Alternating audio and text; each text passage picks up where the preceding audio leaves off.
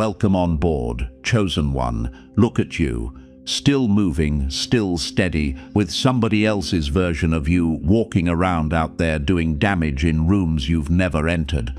When they told it the first time. When they told it better the second time. When you found out from a stranger that a whole story about you existed and had been traveling for a while without you. Look who's tied now. Look who has to keep explaining. Look who can't put your name down. You weren't dragged into anything. You were tied to. Here's the part nobody says out loud. That attachment held. Every knot holds. It just doesn't always hold in the direction the person tying it had in mind. They meant to bind what your name could mean. What they built instead was a rope between the two of you, and they're the one at the far end of it. Hit that like button and subscribe to pay this message back and push it toward every chosen one who's been carrying a story that was never about them. Let's continue. Now understand what actually happened here, because you've been thinking about it as gossip. Gossip is casual. It's said once, in a moment, by somebody being careless, and it dies within a season because nobody's maintaining it. This wasn't that. This was construction. Somebody decided what your name would mean before other people got a chance to decide for themselves. That's the whole action. And it works in the short term better than almost anything else a person can do to another person. They didn't lie exactly. That's the part that made it hard to fight. They took something true and set it in a frame that changed what it meant. They told an accurate story with the wrong 3 seconds at the center of it, and then they repeated it. That's the ingredient people underestimate. A story told once is an opinion. A story told 11 times in 11 rooms becomes background knowledge, and background knowledge doesn't get questioned because nobody remembers where they first heard it. You found out late. You always find out late. Somebody said something offhand that made no sense, and you went home and worked backwards from it, and by the end of that evening you understood that a version of you had been in circulation for a long time. You did the natural thing. You tried to correct it, and you discovered the cruel mechanics of this, which is that a correction is always weaker than the original. The story got to arrive as information. Your correction arrives as a defense, and defenses are heard differently by everybody, always. So you stopped, you let it stand, and you carried the weight of being known incorrectly by people who never asked you a single question. Here's what you didn't account for, and it's the whole of tonight. To keep telling a story about somebody, you have to stay attached to them. There's no version of it where you get to walk away. The universe has one rule about names, and it's this. Whoever keeps saying yours is standing next to you, permanently in the mind of everyone listening. And hey, chosen one. Yes, you. Mark this one. Drop 777 in the comments. Not for luck, not as a charm, as your signal that you're finished carrying a version of yourself that somebody else built. Hit like, subscribe. You're not following a channel. You're standing with the people who got described before they got known. And if this is truly yours, if it's landing where it's supposed to land, you'll feel the pull to stay until the very end. Because the last part is where the rope goes slack. Before we go a step further, understand how this stays standing. There's a link in the description. It's sitting in the pinned comment at the top as well, so nobody has to go hunting for it. That link is the only reason these messages keep getting made. It's held open by chosen ones who decided this work was worth protecting. If something already moved in your chest, that's your answer. Support it if you're able. Share the channel if you're not. Both carry the same weight here, and nobody's keeping score. Hit like so. This stops getting buried. Subscribe so you never have to find your way back. And send this channel to one person who's been living inside somebody else's description of them. Now let's go step by step. Number 1, they attach their name to yours on purpose, and they deny it under any pressure. Nobody stumbles into this. It takes work and it takes repetition, and both of those are choices. Chosen one, let's tear the curtain open on what that construction actually looked like. It started small, a remark that landed well. Somebody laughed or nodded or looked interested, and that response was the payment. The story got told again because the first telling had been rewarded. Then it firmed up, the details settled. Certain phrases became fixed, the way they do in a story that's been told enough times, and after a while it wasn't being reconstructed anymore, it was being recited. Imagine this, somebody in a room where your name comes up for the first time, and them saying, "Oh, I know all about that," 4 words. And the room turns toward them, and for about 90 seconds they're the most interesting person in it. Imagine this. That same person noticing how good that felt, not consciously, but something registered, and the next time your name came up they were slightly quicker to speak. Or picture the version that locked it in. Somebody asking them a direct question about you in front of others as though they were the authority, and them answering as the authority because by then they were, and because correcting it would have meant giving up the position. And maybe you're wondering, why me? Why did they pick my name? Because you weren't there to interrupt. That's the whole selection criteria. Nobody builds a story about somebody standing next to them. Was there something about me that invited it?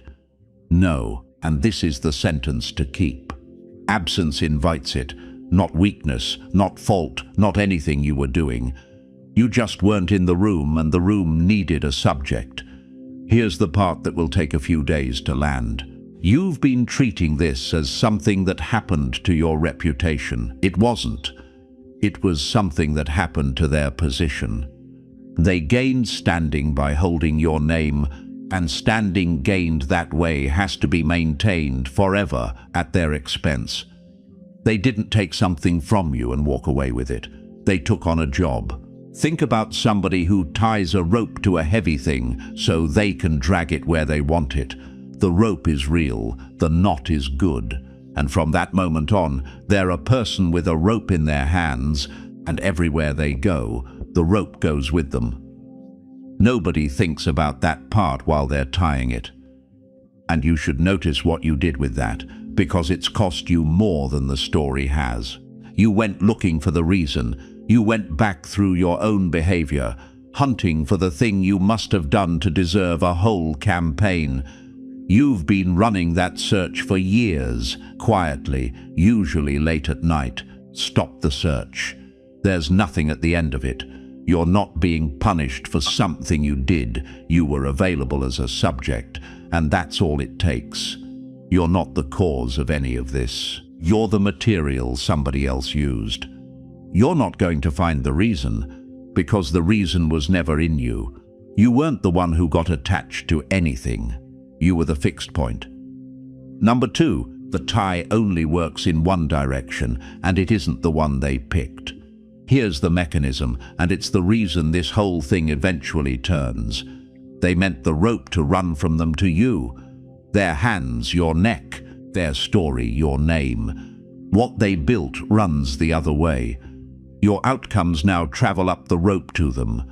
Because here's what happens in the mind of everybody listening. They don't store the story under your name. They store it under the name of the person who keeps telling it. That's not how anybody thinks it works, and it's how it works every single time. Imagine this. Somebody hearing the story about you for the 3rd time from the same source, and feeling for the first time a faint discomfort that has nothing to do with you. They couldn't name it. It's the beginning of a private assessment of the teller. Imagine this, 2 people afterwards, alone, and one says, "They really don't like that person, do they?" That sentence has moved the subject. Nobody in that exchange is thinking about you anymore, or picture the one that turns it fully. Somebody meeting you briefly after having heard the story for a year and finding a perfectly ordinary person in front of them. They won't say anything, but something quietly gets rewritten. And it isn't about you. Why doesn't the story just stick to me?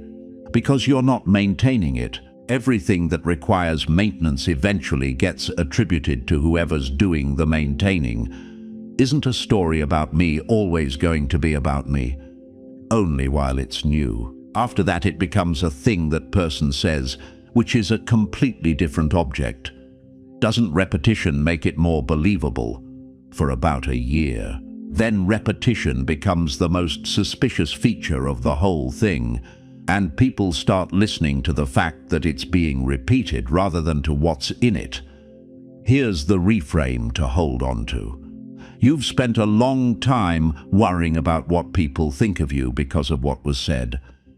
That was the right worry for the first stretch, and it's been the wrong one ever since. The question in those rooms stopped being what's true about you a long time ago. It became, why does this person keep bringing it up? And you have no part in that question at all. Think about two boats tied together at a dock. One person tied them so they could keep the other one close. Then the tide moves and the wind moves, and it turns out the rope doesn't care which boat it was tied for. Both of them move together now, and only one of them chose it. You're the boat that didn't tie anything, and that changes what you're actually dealing with day to day. You've been treating this as a reputation you have to manage, something to be careful about, to work around, to slowly repair by being extra good in front of the right people. You've been maintaining a defense in a case that moved on without you. Imagine this. You walking into a room and simply being yourself at normal effort with no correction running underneath it. That's available to you right now. You're not on trial anywhere. You're not required to be the best version of yourself to survive a story you didn't write. You're not carrying the burden of proof. It was never yours and it isn't now. You're not attached to them, they're moored to you, and they did it with their own hands. Hold here for a second, chosen one. You're well past the point where most people scroll away. That says something about what you're actually looking for. If this is reaching you, keep the signal alive. The support link is in the description, and it's pinned at the top of the comments, so it's never more than one tap away. Every contribution that comes through it pays for another message like this one, for somebody who hasn't found their way here yet. Not everyone can give. Nobody here is asking you to. Sharing the channel costs nothing and travels further than money ever does, so take whichever one is yours. Like the video, subscribe. Pass this channel to someone who's been living inside a description somebody else wrote for them. Back to it. Number 3, they now have to defend a version of you that never existed. This is the trap inside the trap, and they walked into it themselves. The version they built had to be specific to be useful. Vague stories don't travel, so they gave it detail, and detail is a promise. And now reality has to keep matching that promise, or the promise starts indicting the person who made it. Imagine this. Them having described you as unreliable and somebody mentioning offhand that you've been steady in something for years. Nothing confrontational, just an ordinary fact said in passing, and them having to produce a response quickly in front of people. Imagine this, the version where they called you difficult, and somebody who's just met you saying you seemed perfectly easy to deal with, and them having to say, well, you don't know them like I do. Listen to that sentence. Feel how much weight it's carrying and how little it can hold. Or picture the most expensive version. Somebody they respect forming a good impression of you independently. Now they have 2 options, and both cost them. Agree and undermine a year of their own telling, or disagree and be the person arguing against somebody's direct experience. Why can't they just quietly update the story? Because the story is what earned them their position. Softening it means the earlier version was overstated, and everybody who heard the earlier version is still in the room. What if I actually do something impressive? Then it gets worse for them, faster. That's the whole shape of the next few sections. Do they know they're stuck? Not in words. They feel it as a low irritation whenever your name comes up in a good context. They'd call it dislike. It's something much more mechanical than that. Here's what to take from it. You've been imagining that if the truth ever came out, they'd simply be embarrassed for a moment and life would continue. There is no moment. There's no reveal. What actually happens is a long, slow accumulation of small contradictions, each one costing them a fraction of their standing, none of them dramatic enough to notice, all of them permanent. Think about somebody who guaranteed a loan for a stranger to make themselves look important in front of a room. It felt good for an evening. And then every single month afterwards, their own standing rises and falls on the behavior of a person they don't control and can't call. They co-signed for a version of you that reality keeps declining to honor. And here's what that means for the effort you've been putting in. You've probably tried to be visibly the opposite of whatever they said. If they called you unreliable, you've been over-reliable. If they called you cold, you've been warm past the point of comfort. That effort isn't what's winning this. The contradiction does the work on its own, and it does it whether you strain or not. You're not obliged to be exceptional to disprove somebody. You're not going to correct this by being twice the person you'd otherwise be. You're allowed to be ordinary now. Ordinary is what's been dismantling it this whole time. You're not being defined by them. They're being tested against you monthly in rooms you're not in. Number 4, every good thing that happens to you makes their story more expensive. This is the part that will change how you feel about your own quiet progress. You've been living your life, not performing, not proving anything, just doing the next thing unremarkably for a long time. Every one of those unremarkable things is an invoice arriving at somebody else's address. Imagine this, you holding something together for years. No announcement, nobody's watching, and then somebody mentions it in a room where the story about you is standard background, and there's a half second where nobody knows what to say. Imagine this. Somebody who heard the story early, running into you a long time later and finding you calm and well and unbothered. They will not update out loud, but privately, that night, they'll do a small piece of arithmetic about the person who told them. Imagine this, a third party asking, genuinely curious, why the two of you don't speak. And the storyteller giving a reason that sounded fine 2 years ago and sounds thin now, because the person it describes doesn't match the person the listener has met. Or picture the version that does the most damage over time. Nothing at all happening. You simply continuing ordinarily without collapse. Every year you don't fall apart is a year their prediction fails to arrive. Isn't it exhausting having to keep proving them wrong? You're not proving anything. That's the point you keep missing. You're not in this transaction. The invoice arrives whether you're aware of it or not. Should I be doing more, faster, to make the point?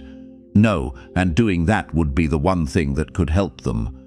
Effort visible enough to be described gets folded back into the story.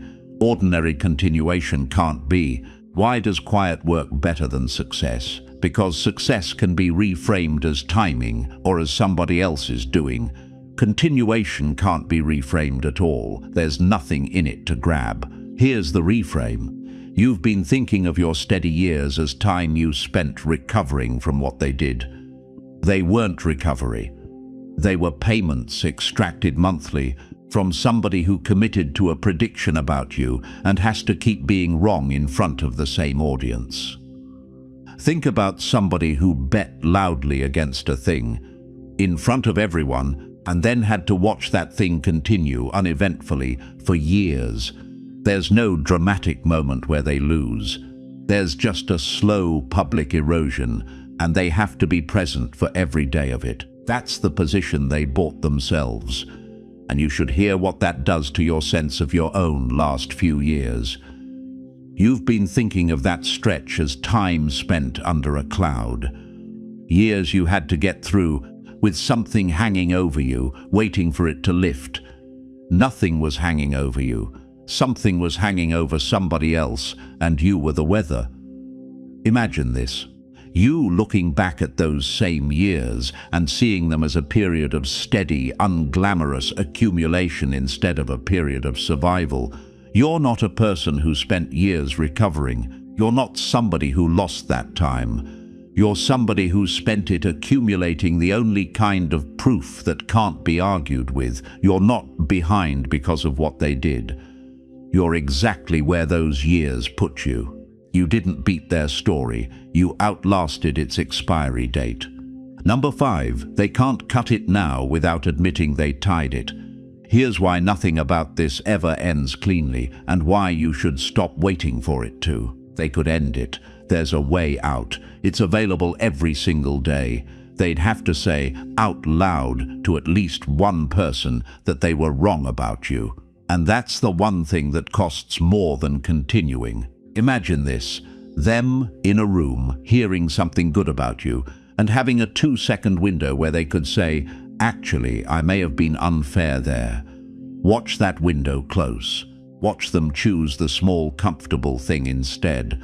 That window opens about once a season and it closes every time. Imagine this, somebody giving them an easy exit, a generous prompt. Well, people change, don't they? And them not taking it, because taking it is an admission dressed as agreement, and everybody in that room would hear it correctly.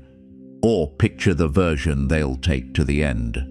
Simply saying less about you, not retracting, just going quiet gradually, hoping the story ages out on its own. Won't the silence eventually clear it? For the newest people, yes.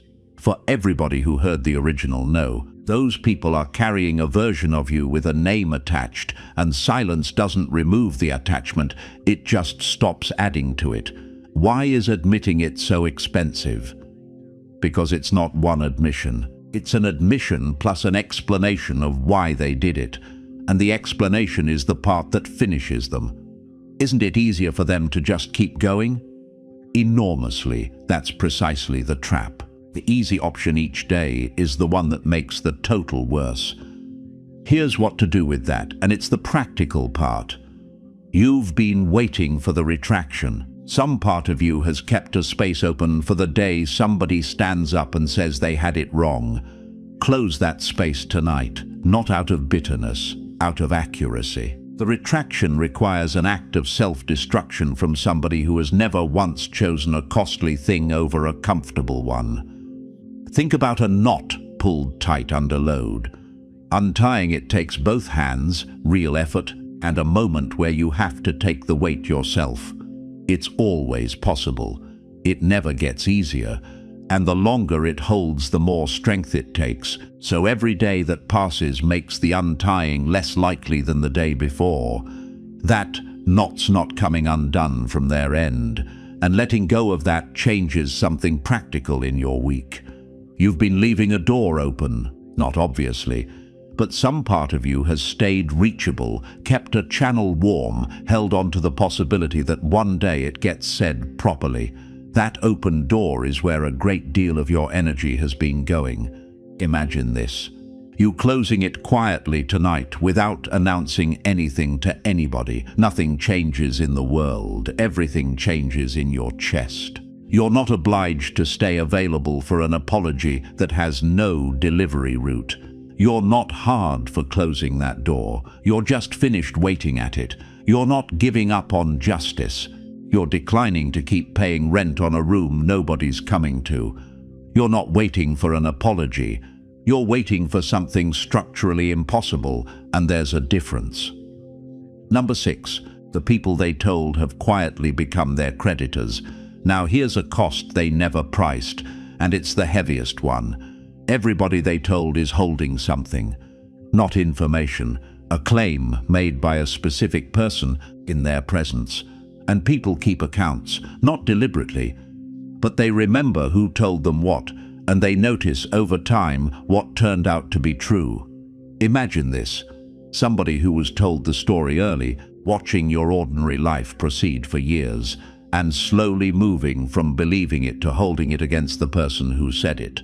Nothing announced, just a quiet reclassification. Imagine this, that same person in a completely unrelated situation, hearing the storyteller make a confident claim about somebody else, and feeling, this time, an automatic discount applied. That's what a bad account does. It repriced everything they'll ever say.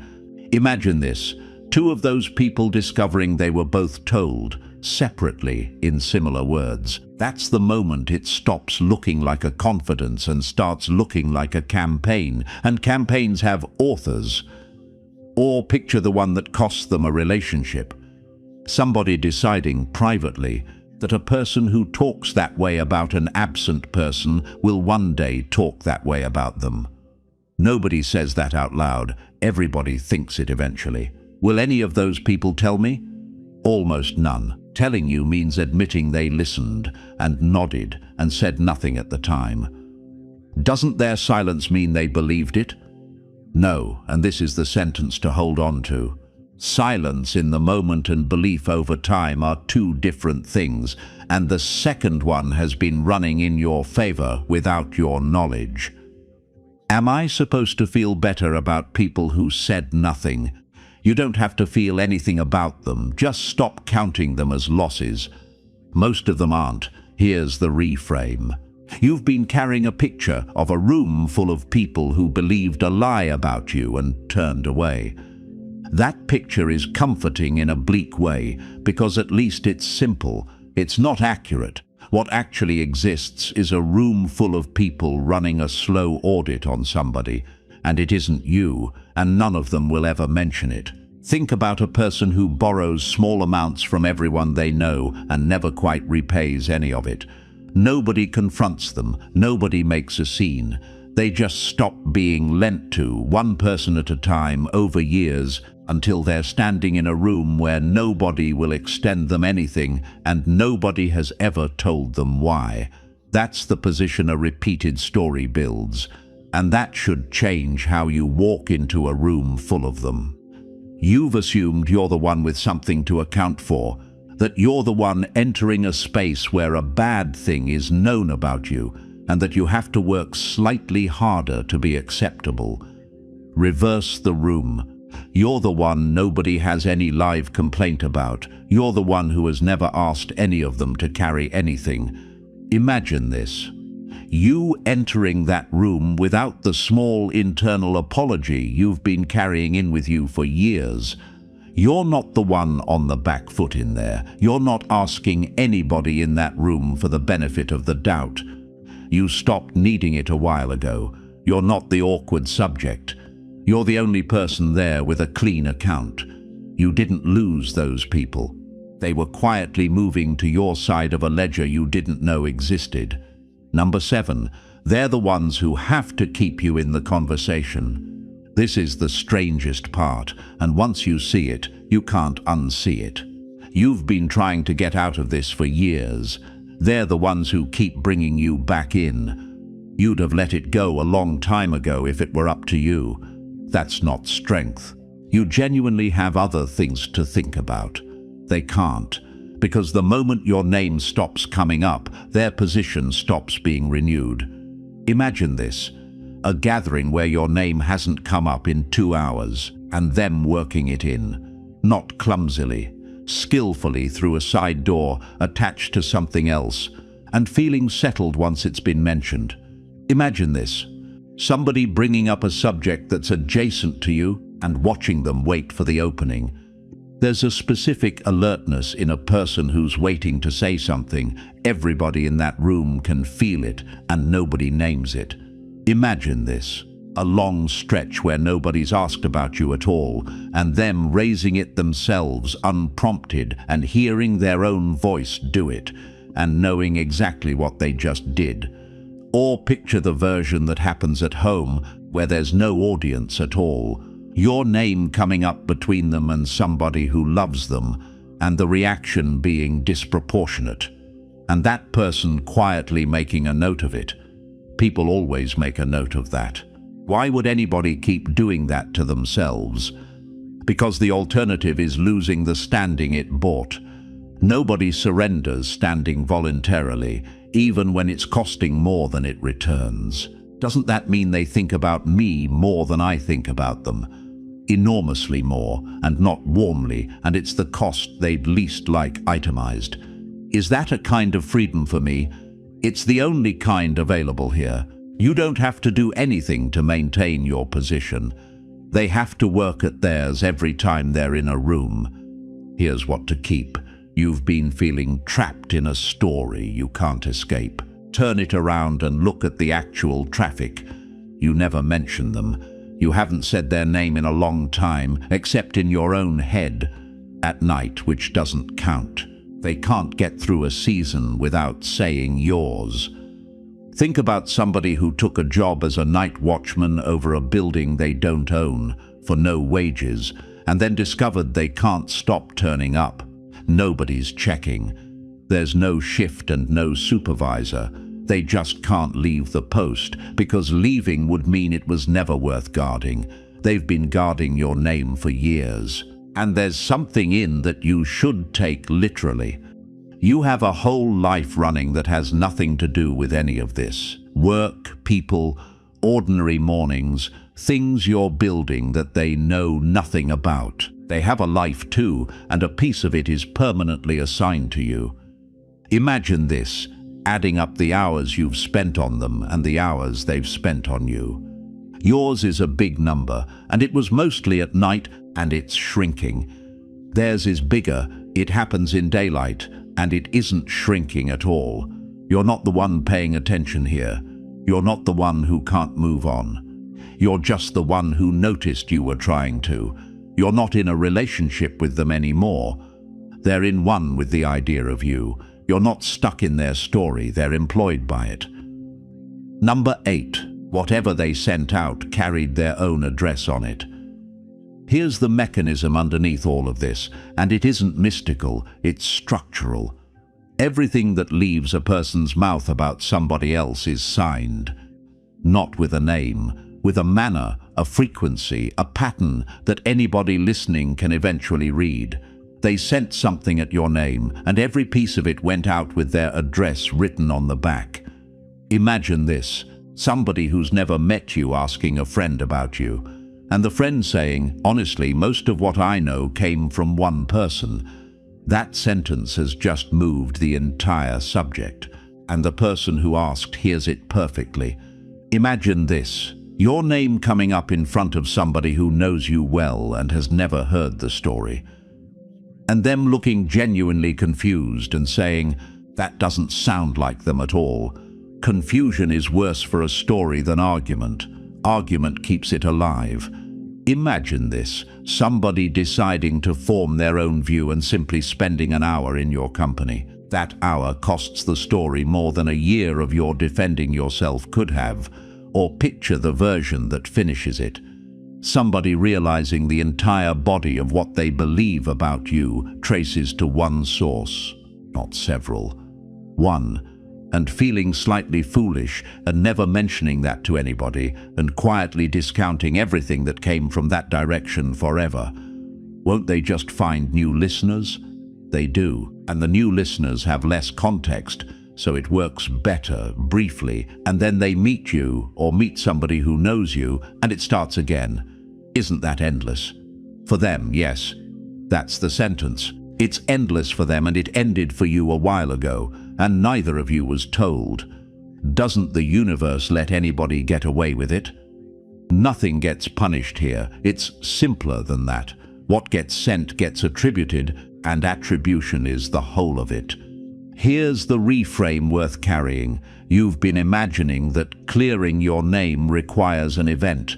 Some correction, some proof, some moment where the record gets set straight. The record has been setting itself straight this entire time through the most boring mechanism available, which is that people notice where things come from. Think about a letter with no signature but very distinctive handwriting.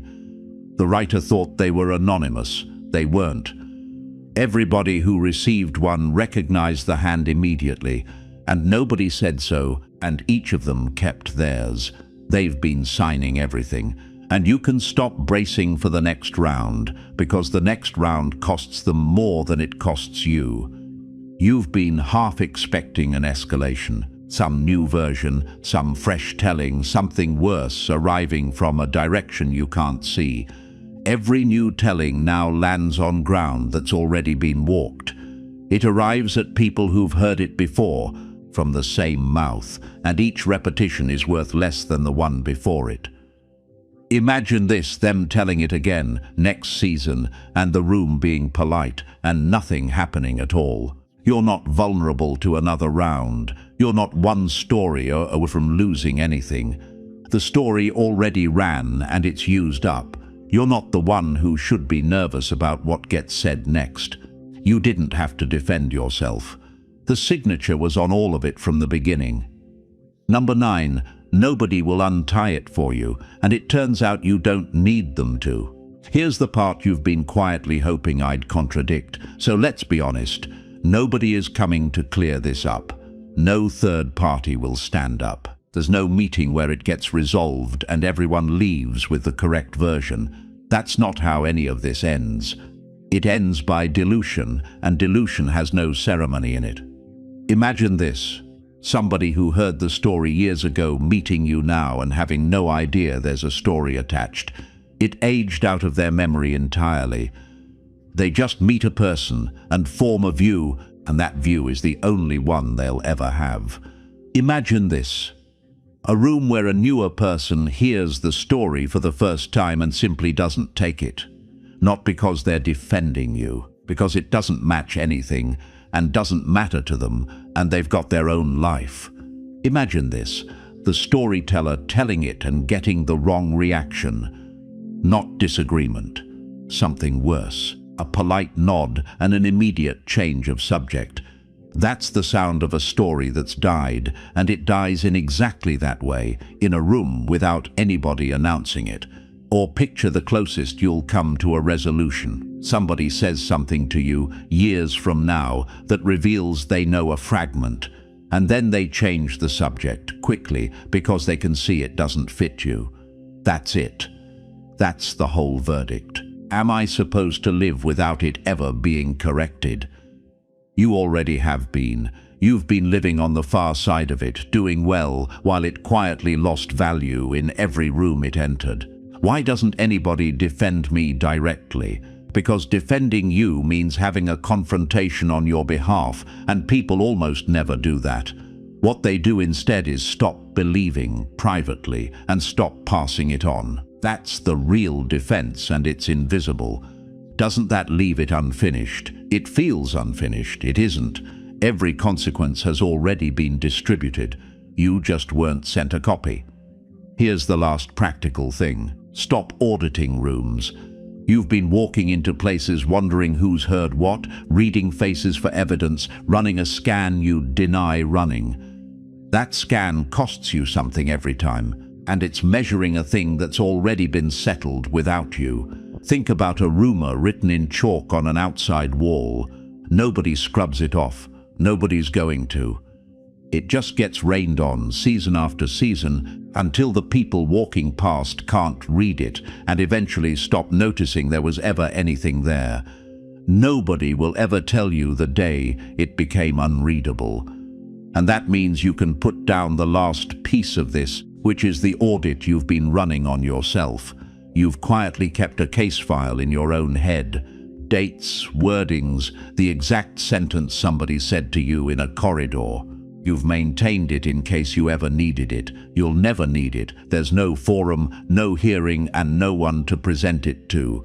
Imagine this, you letting those details go blurry on purpose, not forgiving anybody. Just no longer being the archivist of a case that will never be heard. You're not required to remember all of it accurately anymore. You're not the custodian of what happened to you. You're allowed to forget the wording. Nothing depends on you keeping it sharp. You're not owed a correction. You've been handed the erosion, which is slower and much more complete. Number 10. You stopped saying their name, and the rope went slack on your end. Here at the end, this narrows to one thing, and it's small. There was a stretch when you stopped saying their name, not as a decision. You didn't announce it or make a rule about it. You just noticed one day that you hadn't mentioned them in a long time, and that when you had the chance to, you didn't take it. You've never made anything of that. It seemed like nothing. It's the entire ending of this story. Imagine this. Somebody offering you the perfect opening, bringing them up, with a slight lean inviting you to say the thing you'd have every right to say, and you saying something neutral and moving on, and the person who offered it watching you closely and learning more in that second than any speech could have taught them. Imagine this. You describing that whole period of your life to somebody new and getting through the entire account without using their name once. Not avoiding it, just not needing it because they weren't the subject and the story turned out to work fine without them in it. Imagine this, your name and theirs coming up together in some room the way they always have, and somebody saying, do they even know each other? Because the connection has stopped being live at your end, and connections need both ends. Or picture the last one. You realizing you'd have to think for a second to remember something you used to be able to recite. A date, a sentence, an exact wording you carried around for years like a stone in a pocket. It's gone soft. You can't get it back sharply, and you find you don't want to. But how does my silence do anything? Because a rope needs tension at both ends to carry a load. As long as you were pulling, the whole thing held, and both of you were doing work. Why did letting go feel like losing? Because pulling felt like fighting for yourself and stopping felt like conceding. It was the opposite. You didn't drop the rope out of defeat. You dropped it and walked, and now there's a person holding a slack line attached to nothing. Isn't there something sad in it? There is, and it sits alongside everything else, and neither cancels the other. You're allowed to grieve a connection that was costing you your own name. Here's the last piece. You've spent a long time wanting to be untied. That was always the wrong picture because you were never the one tied. You were the post, and a post doesn't get free by struggling. It gets free when the person holding the other end finally has to admit they're standing in a field holding a rope, alone in front of people. Think about a wire that's been carrying current between 2 points for years. One side switches off, nothing dramatic happens, there's no flash. The wire is still there, still attached at both ends, and it's simply cold now, and everything it used to power has quietly stopped.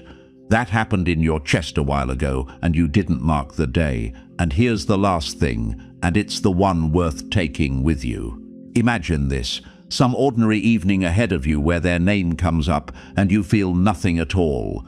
Not restraint, not the effort of staying calm. Just the flat absence of a reaction, the way you'd hear a name from a job you left a decade ago. You'll notice it afterwards and be surprised at yourself, and then you'll go back to what you were doing. That evening is already scheduled. You're not required to do anything to bring it forward. You're not healing from this. You're already most of the way out, and only your habits are behind. You're not the person that story described. You never were, and you no longer need anyone to agree. You're not carrying their version of you anymore. You're just carrying the weight of having carried it. You didn't cut anything. You stopped supplying the current. And now, chosen one, everything comes full circle. Go back to where this started. A story told once, rewarded, and then told again. A version of you that got built by somebody who needed the standing that holding your name provided. That story was real. It traveled. You weren't imagining any of it, and you were right to feel the room change. The knot held. It just held in the wrong direction, and it's been carrying their weight. Not yours. They have to defend a version of you that reality keeps declining to honor. Every ordinary year of yours arrives at their address as an invoice. The people they told have quietly become their creditors, and the one exit available to them costs more than they've ever been willing to pay for anything. The correcting you gave up on, the rooms you walked into braced, the nights nobody saw, they weren't defeats. They were the process of you becoming a person the story could no longer describe. While they were telling, you were changing into somebody else entirely. Go back once more to that first image. Somebody in a room saying 4 words and the room turning toward them. That's the moment they got paid, and it's the last time this ever went well for them. They're still in that room, they're still saying it, and the room has changed around them without anybody telling them it did. Nobody will ever tell you it happened. There'll be no correction and no meeting and no sentence. You've spent a long time believing you'd feel clear once somebody said the true thing out loud. It doesn't arrive that way.